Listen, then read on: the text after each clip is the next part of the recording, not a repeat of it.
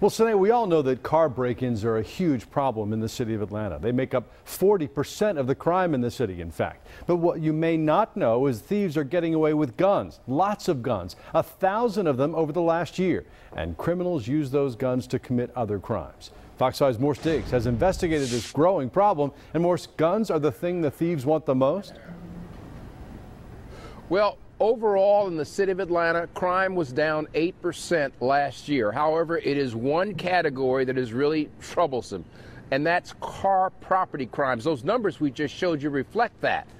Chief ERIKA Shields has one request. She says, if you own a weapon, don't leave it in the car, because she says thieves as young as 12 are snatching them, and things can only get worse after that. A gas station parking lot often becomes a crime zone. A female motorist in the red is trying to pump her gas. Her Mercedes moves forward and she chases, but the slider has already made the steal. State lawmaker Sharon Cooper had left her keys in the car. Downtown at this parking deck, a thief or thieves are working. They hit a congressman's vehicle. Tom Graves and an aide both had weapons and other valuables taken out of the SUV. Is just killing us. We were there when plain talking ERIKA Shields, the city's chief, delivered a sobering message to the city council members. Last year we had close to 1,000 guns stolen out of cars, and that's only the ones that were reported. 40% of our crime right now is theft from auto.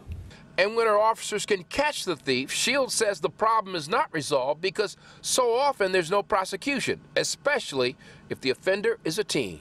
I believe that you can say fairly that a number of the armed robberies they're committing are tied to the guns they're getting out of the stolen vehicles.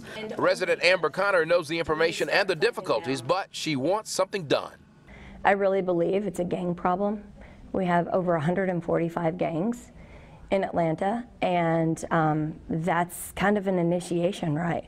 On top of that, if you know, that's where you can get your weaponry.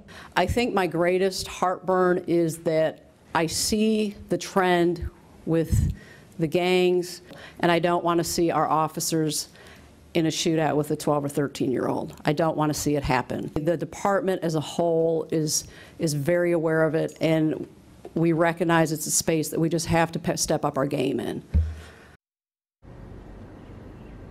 Now, we've got this statement from Congressman Tom Graves. He says, I hope these knuckleheads will read the Bible and make a return. Regardless, I'm very grateful for the swift response of the APD, the U.S. Capitol Police, and other law enforcement officers. I'm confident they will see this incident through to its conclusion.